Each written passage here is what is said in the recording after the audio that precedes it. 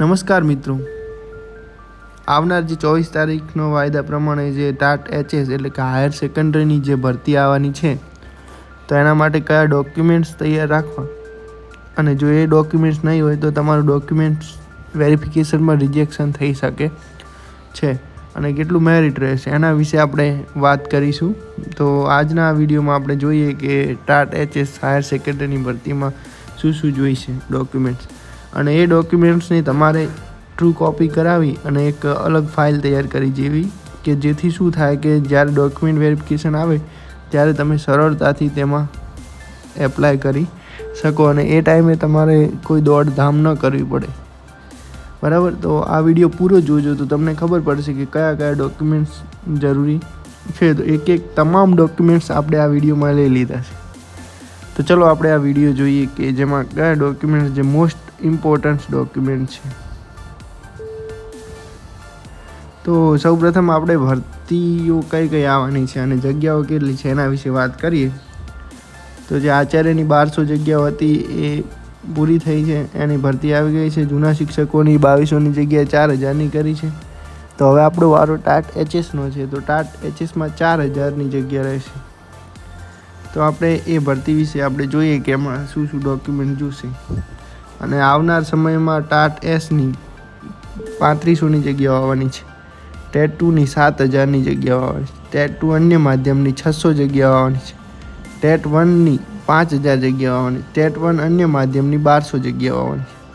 એમ કરી અને કુલ 24700ની ભરતી સરકાર દ્વારા કરવામાં આવનાર છે. તો સમયસર આ ભરતી થઈ જાય તો આપણા માટે એક સારી વાત કહેવાય. તો આપણે હવે ટાટ એચએસ માટે શું ડોક્યુમેન્ટ્સ જરૂરી છે એ આપણે જોઈએ કે જરૂરી ડોક્યુમેન્ટ્સની યાદી. તો પ્રથમ તો તમારી શાળા છોડ્યાનું પ્રમાણપત્ર એટલે કે એલસી તૈયાર રાખવું.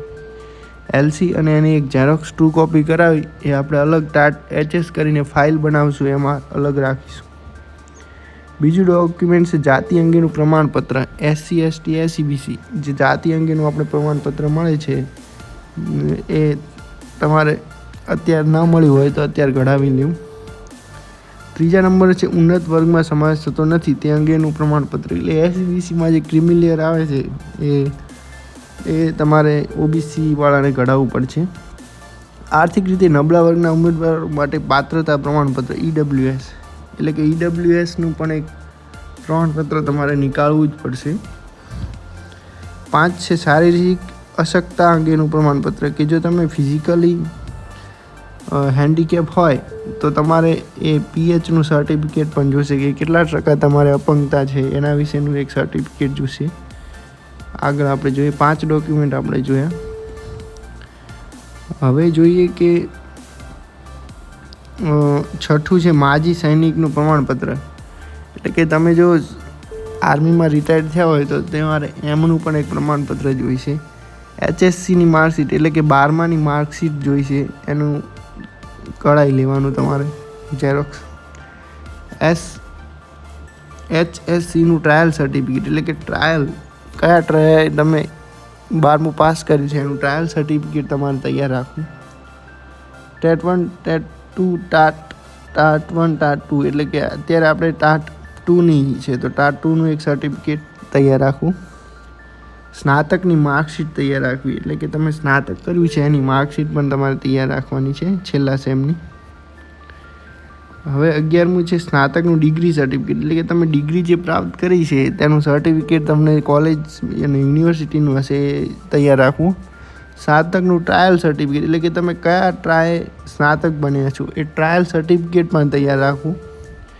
13 નંબરમાં BEd PTC DLEDની માર્કશીટ એટલે કે તમે જે કર્યું હોય, PEd કર્યું હોય, PTC કર્યું હોય કે DLED કર્યું હોય તો એની માર્કશીટ તૈયાર રાખવી એટલે કે કેટલા ટકા તમારે BEd PTCમાં આવ્યા.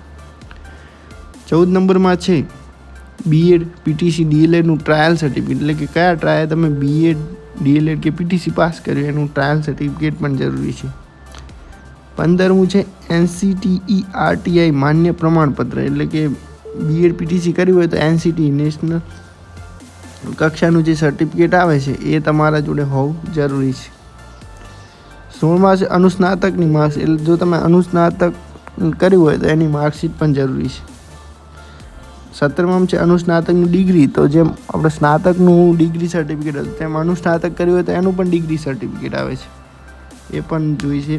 અનુસ્નાતકનું ટ્રાયલ સર્ટિફિકેટ એટલે કે કયા ટ્રાય તમે અનુસ્નાતક થયા છો એ માટેનું ટ્રાયલ સર્ટિફિકેટ પણ જરૂરી છે. એમએડની માર્કશીટ, એમએડ જો કર્યું હોય તો એમએડની માર્કશીટ જરૂરી છે અને એમએડનું ડિગ્રી સર્ટિફિકેટ પણ જરૂરી છે. આટલા ડોક્યુમેન્ટ્સ તો તમારે તૈયાર રાખવા જ જરૂર છે. હજી આગળ પણ ડોક્યુમેન્ટ્સ આવે છે. 21મું છે કે વિધવા અંગેનું સક્ષમ અધિકારી. જો તમે વિધવા હોય તો તમારે એક સક્ષમ અધિકારી એટલે કે જે લાગતા હોય અધિકારી એનું પ્રમાણપત્ર જોઈશે. વિધવા મહિલાએ ઉમેદવારે પુનઃ લગ્ન કરેલ નથી તે અંગેનું સોગંદનામું. એટલે કે જો વિધવાનું તમે લાભ લેવા માગતા હોય તો તમારે પુનઃ લગ્ન ન કરેલા હોય એવું તમારે સોગંદનામું જોઈશે. 23મું છે પાન કાર્ડ જોઈશે. 24મું છે આધાર કાર્ડ ને 25મું ચૂંટણી કાર્ડ. તો મિત્રો આટલા ડોક્યુમેન્ટ્સની તમારે એક ફાઇલ અલગ બનાવી દેવાની છે. જે ફાઇલમાં તમારે શું એના માટેના જે ડોક્યુમેન્ટ્સ છે એ બધા જ ડોક્યુમેન્ટ તૈયાર કરી અને .hs કરી એમ કરીને એક ફાઇલ બનાવી દેવાની છે.